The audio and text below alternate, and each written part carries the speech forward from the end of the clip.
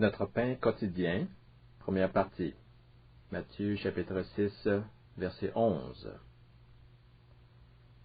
Nous allons continuer notre étude de la prière connue sous le nom du Notre Père et que l'on retrouve dans l'Évangile de Matthieu.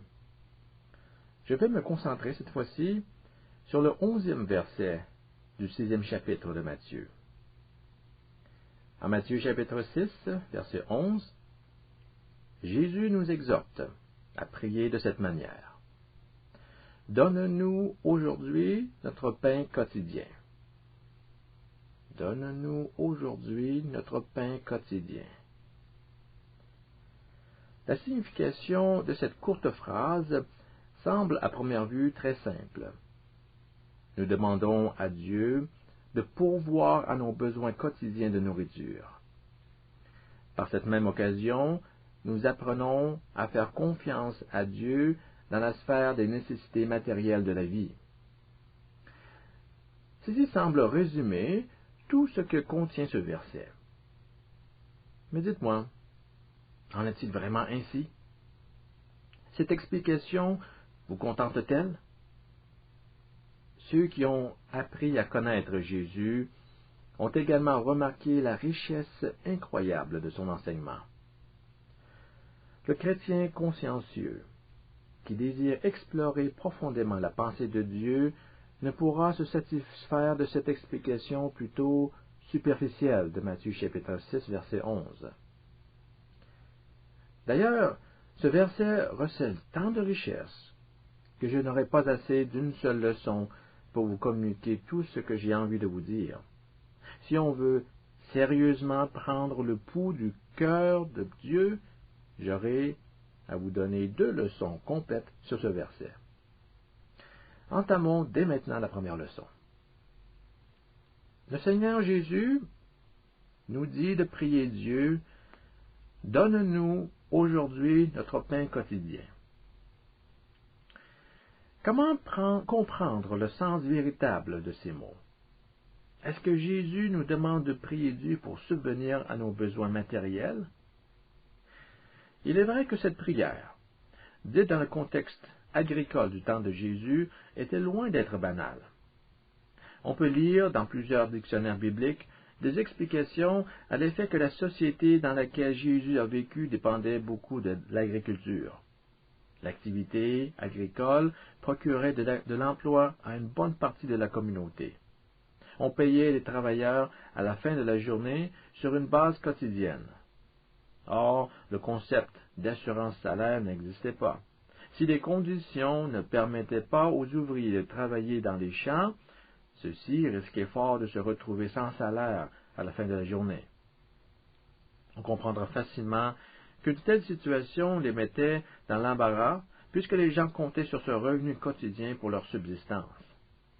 Ainsi, la prière « Donne-nous aujourd'hui notre pain quotidien » avait une pertinence implicite pour les gens de l'époque. Mais qu'en est-il de nous, au XXIe siècle? Cette prière est-elle toujours aussi pertinente pour nous aujourd'hui? La plupart d'entre nous avons à la maison un garde-manger et même un congélateur. Il y a là assez de provisions pour combler les besoins en nourriture durant des jours, des semaines, voire même des mois pour certaines familles. Et si par inadvertance ou manque de temps, vous avez omis de regarnir votre garde-manger, il y a des épiceries tout autour de vous qui peuvent vous accommoder jusqu'aux petites heures du matin. Plus tard que cela, il vaudrait peut-être mieux attendre au lendemain. Même les plus démunis de la ville où je demeure ont la possibilité de manger gratuitement au moins un repas complet à tous les jours. Divers organismes de charité offrent ce service à ceux qui sont sans le sou. Alors, dans un tel contexte, comment peut-on comprendre la prière « Donne-nous aujourd'hui notre pain quotidien » ? Certains pourraient conclure que cette prière ne s'applique qu'à ceux qui vivent par la foi, c'est-à-dire ceux qui ne comptent pas sur l'apport financier d'un revenu stable pour subvenir à leurs besoins de base. Qu'est-ce que Jésus veut essayer de nous enseigner exactement? Peut-on comprendre ce verset autrement que dans son sens littéral? D'abord, j'aimerais que vous preniez note de la structure générale du Notre Père. Cette prière, bien connue, s'adresse à Dieu et débute par les mots « Notre Père qui est aux cieux ». Puis suivent 7 requêtes, le nombre 7 représentant un symbole de plénitude et de perfection dans la Bible. Que ce nombre ait une valeur symbolique ici peut être discutable, j'en conviens. Mais le fait demeure que la requête « Donne-nous notre pain quotidien » constitue la 4e de 7 requêtes enseignées par Jésus. C'est donc dire qu'en plein milieu des 7 requêtes qui forment le Notre Père, nous retrouvons la prière « Donne-nous aujourd'hui notre pain quotidien ». Maintenant, lorsque vous vous penchez sur chacune des autres requêtes, c'est-à-dire autres que la 4e, vous observez qu'elles font toutes référence à des concepts purement spirituels. Ainsi, on retrouve des thèmes comme la sanctification, le règne de Dieu, la volonté divine, le pardon des péchés, la tentation de succomber au péché, la protection spirituelle contre le diable. Limiter la signification de la 4e requête à un sens strictement matériel cadre mal avec le contenu profondément spirituel de tout le reste de la prière. D'autre part, si vous examinez chacune de ces 6 requêtes d'encore plus près, vous allez remarquer qu'elles sont toutes reliées par un thème central. Chacune de ces requêtes se rapporte à un sujet commun. Savez-vous de quel thème il s'agit? Celui du salut. Toutes les requêtes font référence au thème du salut que Dieu veut procurer aux hommes. Que ton nom soit sanctifié signifie « révèle la sainteté de ton nom au monde entier pour que l'humanité soit sauvée ». Le salut de Dieu se réalise à mesure que le règne de Dieu s'établit sur terre. Le règne de Dieu ou le royaume de Dieu prend place dans les vies où sa volonté est accomplie comme elle est actuellement au ciel. Nous sommes sauvés lorsque Dieu nous pardonne nos offenses, de nos péchés. Et lorsque nous prions, ne nous soumets pas à la tentation, mais délivre-nous du malin, nous demandons à Dieu qu'il nous accorde sa protection spirituelle. Nous lui exprimons notre désir, qu'il préserve notre salut en dépit des ruses de Satan pour nous éloigner de la présence de Dieu. Vous voyez donc que chacune des pétitions retrouvées dans le Notre Père concerne directement le salut de Dieu. À partir du moment où nous pouvons discerner la magnifique structure de cette prière, on doit se rendre à l'évidence que la requête exprimée au beau milieu de cette prière doit également avoir un lien avec le salut de nos âmes, et non pas seulement avec les nécessités matérielles de la vie. Nous sommes ainsi presque forcés de conclure que la 4e pétition, « Donne-nous aujourd'hui notre pain quotidien », doit aussi être reliée au reste de la prière sous le thème du salut. Ceci étant dit, je dois avouer quand même que cette conclusion provient d'un raisonnement qui s'avère plutôt intuitif. Le défi qui nous attend maintenant est de le démontrer sur une base plus solide, sur une base exégétique. D'abord, il me semble que le mot-clé pour bien comprendre le verset que nous étudions présentement repose sur le mot « pain ». Donne-nous aujourd'hui notre pain quotidien. Comme nous venons tout juste de le mentionner, il est très improbable que Jésus fasse strictement référence aux aliments nécessaires à la nutrition de notre corps. En parlant du mot « pain », remarquez qu'il est suivi d'un autre mot tout aussi important. Il s'agit évidemment du mot quotidien, notre pain quotidien. Ce que vous ne savez peut-être pas, c'est que le mot quotidien ne constitue pas nécessairement la meilleure traduction du mot grec, et il y a certainement matière à discussion. Dans certaines versions françaises, prenez par exemple la nouvelle version second révisée, vous allez retrouver dans la marge du bas de la page un bref commentaire à l'effet qu'une autre traduction pourrait se lire « le pain de demain ». Donc, on dit « donne-nous aujourd'hui le pain de demain ». Vous voyez ainsi la différence. Il ne s'agit plus de prier pour le pain quotidien, mais pour le pain de demain. Je vais vous épargner tous les détails linguistiques qui nous orientent vers l'une ou l'autre de ces traductions. Qu'il suffise de mentionner ici que la plupart des théologiens de notre temps préfèrent la seconde traduction, le pain de demain. Ceci représente possiblement une surprise pour vous, puisque nous sommes habitués à réciter notre pain quotidien. Mais gardez en tête qu'il ne s'agit pas nécessairement de la meilleure traduction. Pour la plupart des experts, des érudits de la Bible, et c'est aussi mon opinion, il est préférable de parler du pain de demain. Donc nous découvrons que nous prions pour le pain du lendemain. Je ne sais pas si vous vous rendez compte de toute la différence que cela peut faire dans l'interprétation de cette requête. Du point de vue spirituel, il y a une importante distinction à faire entre ce qui est pour aujourd'hui et ce qui est pour demain, entre ce qui concerne le temps présent et ce qui est à venir. La Bible mentionne deux sortes d'âge, le siècle présent et le siècle futur, c'est-à-dire l'ère actuelle en contraste avec l'âge à venir. Par exemple, en Éphésiens chapitre 1, verset 17, Paul prie que les croyants viennent à expérimenter la puissance de Dieu non seulement dans le siècle présent, mais encore dans le siècle à venir.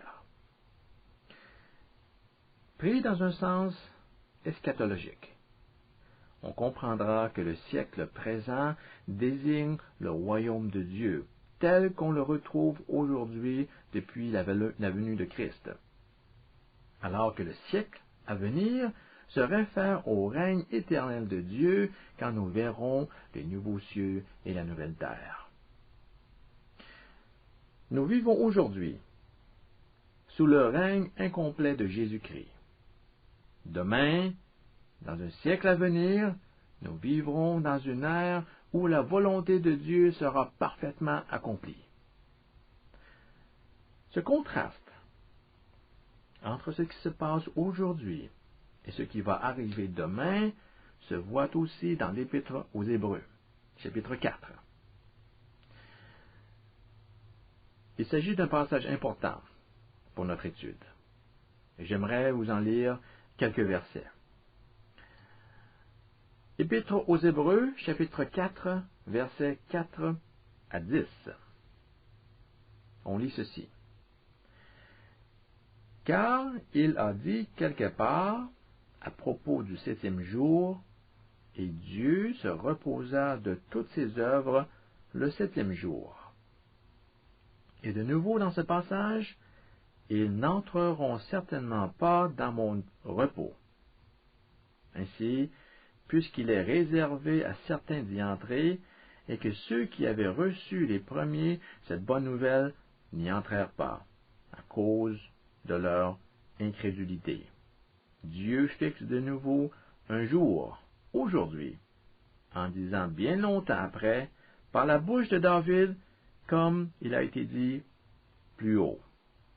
Aujourd'hui, si vous entendez sa voix, n'endurcissez pas vos cœurs. En effet, si Josué leur avait donné le repos, Dieu ne parlerait pas après cela d'un autre jour. Il reste donc un repos de sabbat pour le peuple de Dieu. Car celui qui entre dans le repos de Dieu se se repose aussi de ses œuvres, comme Dieu se repose des siennes.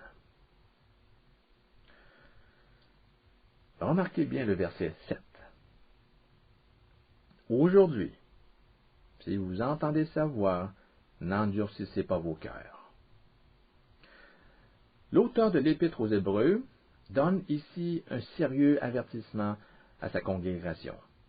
Il cite un passage du psaume 95 et fait la remarque que le mot « aujourd'hui » a été utilisé par David dans ce psaume plusieurs centaines d'années après l'endurcissement du cœur des Israélites dans le désert. Par cette observation, il en conclut que le mot « aujourd'hui » désigne une époque qui s'étend bien au-delà du temps où la phrase a été prononcée. Il va jusqu'à affirmer que ces mots demeuraient encore valides pour les croyants de sa génération, tout autant qu'ils l'étaient du temps du roi David, ou encore plus loin du temps où Israël errait dans le désert. Ceci implique que ce dur avertissement s'applique également pour nous, les croyants du XXIe siècle. Alors que nous sommes encore dans l'aujourd'hui, n'endurcissez pas vos cœurs. Qu'est-ce qu'on entend par aujourd'hui? Aujourd'hui signifie l'âge ou le siècle présent du salut. Pourquoi devons-nous prendre cet avertissement très au sérieux? L'auteur de l'Épître aux Hébreux nous le dit très clairement. Afin que nous puissions nous rendre jusqu'au prochain jour, jusqu'au lendemain. Et de quel jour s'agira-t-il? Du jour du sabbat, du jour du repos. Dieu a réservé à son peuple un jour de repos à venir. Rappelez-vous du verset 9. Il reste donc un repos de sabbat pour le peuple de Dieu. Entrer dans le repos du sabbat, c'est faire l'expérience d'une nouvelle ère où il n'y aura aucune tension, aucune souffrance, où le péché n'aura plus sa place.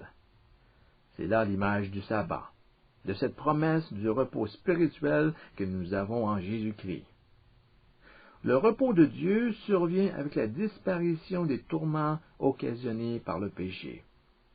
Nous devons ainsi nous repentir de nos fautes aujourd'hui afin de nous préparer au lendemain, lorsque nous entrerons dans l'ultime et parfait repos de Dieu.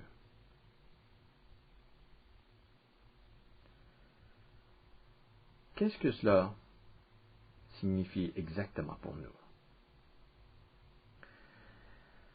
Il faut simplement comprendre que le mot « pain » fait allusion à Jésus. Jésus est ce pain, le pain vivant. Vous voyez qu'on ne parle plus seulement que du pain physique, mais aussi d'un pain spirituel. Dans le contexte du Notre Père, prière qui a comme thème central le salut, on demande à Dieu de nous fournir de la nourriture spirituelle, du pain spirituel, pour notre salut. Cet usage du mot pain se voit très nettement dans l'enseignement de Jésus, particulièrement dans l'évangile de Jean. Vous pourrez le constater en lisant le 6e chapitre de Jean. Jésus dit par exemple, « Je suis le pain de vie. Je suis le pain de vie qui descend du ciel. Si quelqu'un mange de ce pain, il vivra éternellement. » Jésus est ce pain de vie.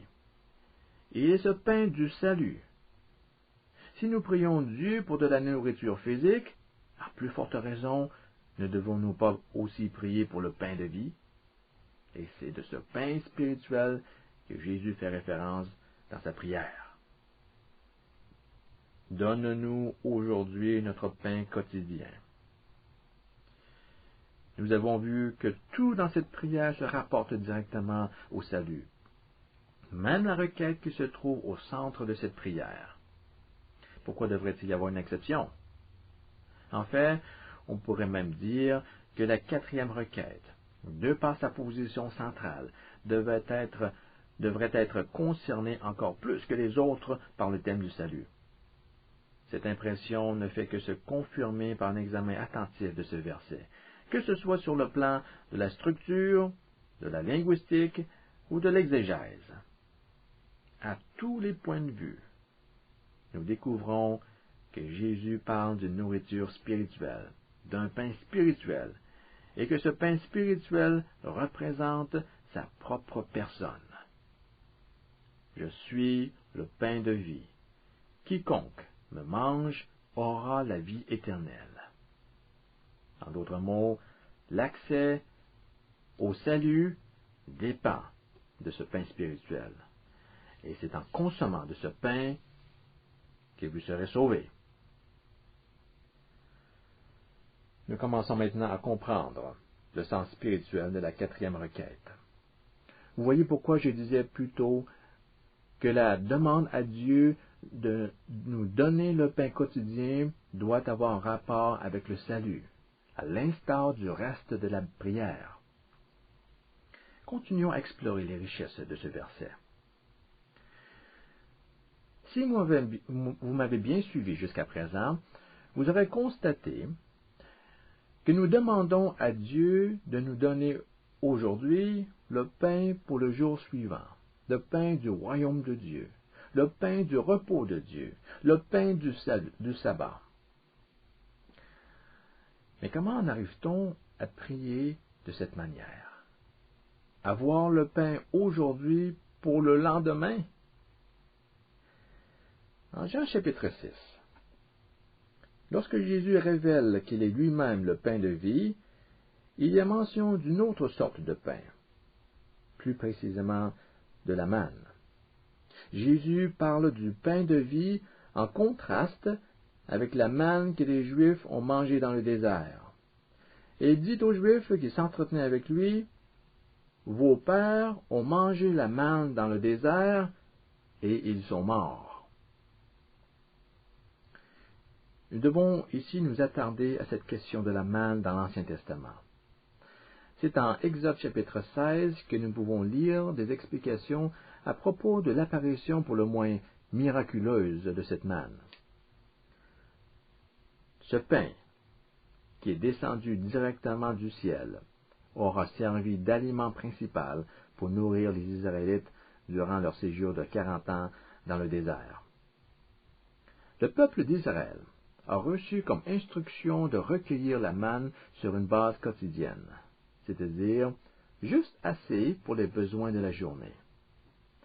Ils n'avaient pas la permission de faire des provisions pour les jours à venir.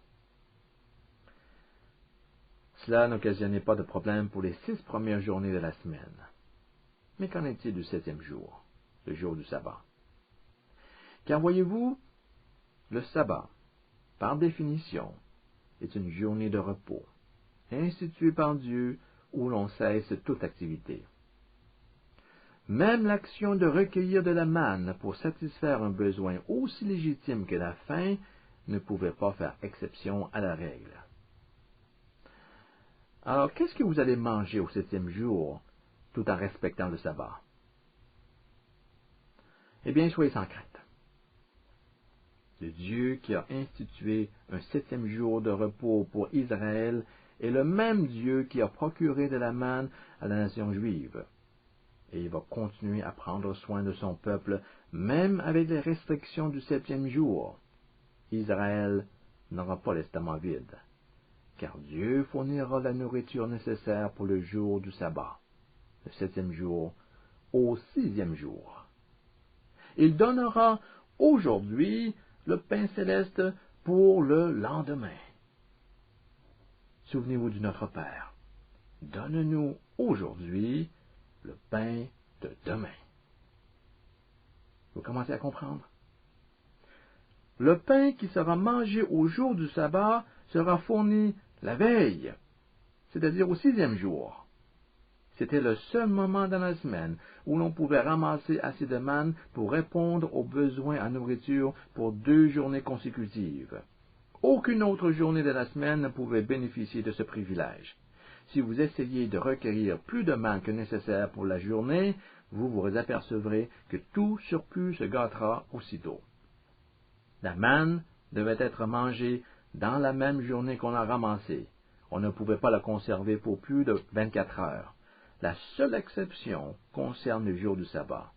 Dieu a fait en sorte qu'au 6e jour seulement, on pouvait accumuler de la manne pour une période de 48 heures.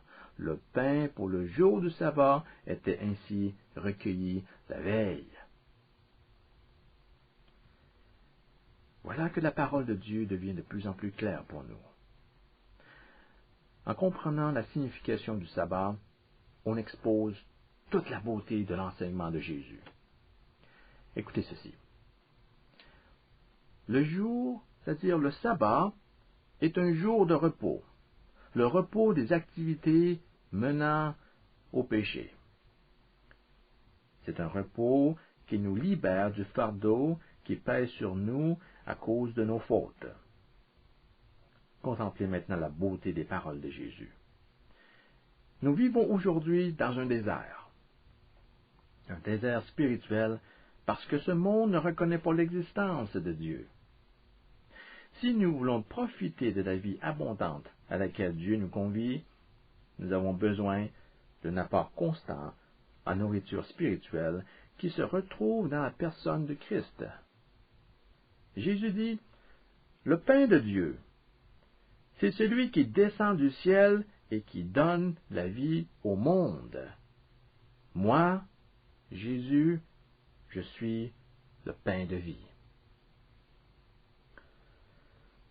Personne ne peut vivre spirituellement sans cette nourriture spirituelle qui provient du ciel.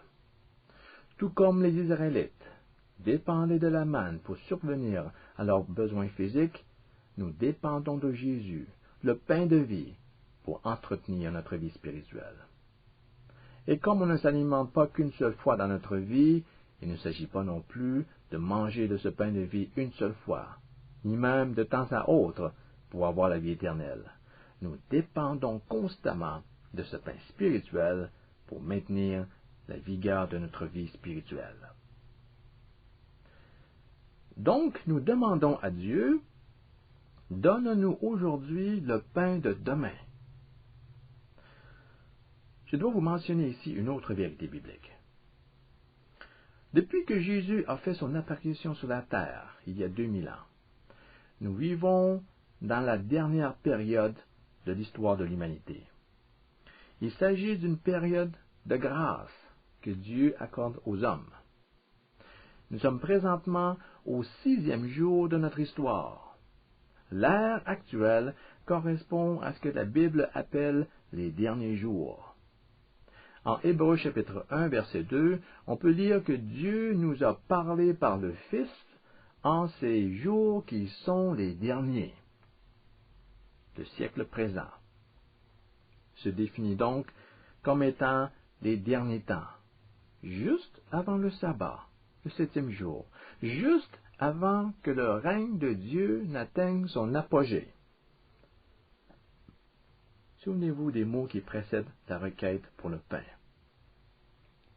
Que ta volonté soit faite sur la terre comme au ciel. La volonté de Dieu sera accomplie sur la terre comme elle est actuellement au ciel. Certaines personnes se demandent, si Dieu est Dieu, pourquoi ne s'occupe-t-il pas des problèmes de ce monde? Eh bien, si ces gens-là connaissaient vraiment Dieu, ils sauraient que Dieu s'implique de façon très active à résoudre les problèmes de ce monde. Depuis longtemps, Dieu s'attaque au problème fondamental de l'humanité, c'est-à-dire le péché. En effet, le péché constitue la racine même des maux du genre humain. Et en ce moment, Dieu s'affaire activement à enrayer ce mal qui affecte chaque personne sur cette terre. Dieu n'a certainement pas mis un terme à son implication dans notre monde. Il a comme but d'établir un royaume spirituel qui s'étendra jusqu'aux 4 coins de la planète. Sa volonté sera faite sur terre comme c'est le cas au ciel. C'est de cette gloire que les évangiles proclament. Les évangiles ne préconisent pas de s'évader de la dure réalité du péché. Ce n'est pas en prenant la fuite qu'on réglera les problèmes de ce monde. L'enseignement biblique nous conduit inévitablement à prendre en considération les problèmes qui nous affligent tous. Il y a un côté pratique de l'enseignement des évangiles qui nous oblige à faire face à nos propres problèmes. Et par la grâce de Dieu, nous entrerons un jour dans le repos de Dieu. Un jour où le péché et la souffrance auront cessé d'exister. Finalement, considérez également ceci. Bien que nous ayons atteint la dernière période de l'histoire de l'humanité, nous avons la possibilité d'expérimenter aujourd'hui la puissance du royaume qui est à venir. C'est ce que Hébreux chapitre 6 nous dit. Nous lisons en Hébreux 6, verset 5, que le croyant a déjà goûté les puissances du siècle à venir, ou du monde à venir. Le pain de demain, nous pouvons l'avoir aujourd'hui. Vous saisissez le point? Nous pouvons faire l'expérience dès aujourd'hui des puissances du monde à venir. Nous expérimentons aujourd'hui la présence salvatrice et la puissance de Christ, le pain de Dieu, dans nos vies. On n'hérite pas de la vie éternelle qu'au moment de notre mort physique. La vie éternelle, nous l'avons déjà dès à présent. Le pain pour le lendemain, nous l'avons aujourd'hui. En Jean chapitre 6, verset 58, Jésus dit, « Celui qui mange ce pain, c'est-à-dire le pain céleste, vivra éternellement. » Il ne s'agit pas d'une promesse qui nous laisse dans l'incertitude par manque de garantie. Il ne s'agit pas non plus d'une promesse où l'on dit, « Demain vous l'aurez, mais aujourd'hui, vous ne l'aurez pas encore. » Dieu ne fonctionne pas de cette manière. Ce qu'il promet pour demain, il nous le donne aujourd'hui. Le pain du 7e jour, nous l'avons aujourd'hui. Oh, que l'enseignement de Jésus nous émerveille par sa profondeur. Seul le Fils de Dieu peut parvenir à concentrer autant de vérités spirituelles en si peu de mots. Il ne dit rien à la légère. Tout ce qui provient de sa bouche comporte des richesses inouïes à découvrir. Nous comprenons maintenant cette étrange prière à Dieu de nous donner aujourd'hui le pain pour demain. Avez-vous de ce pain? Si vous n'avez jamais goûté à ce pain, je vous encourage fortement à l'essayer. Mangez de ce pain et il vous accordera la vie éternelle. C'est ce que la parole de Dieu nous promet.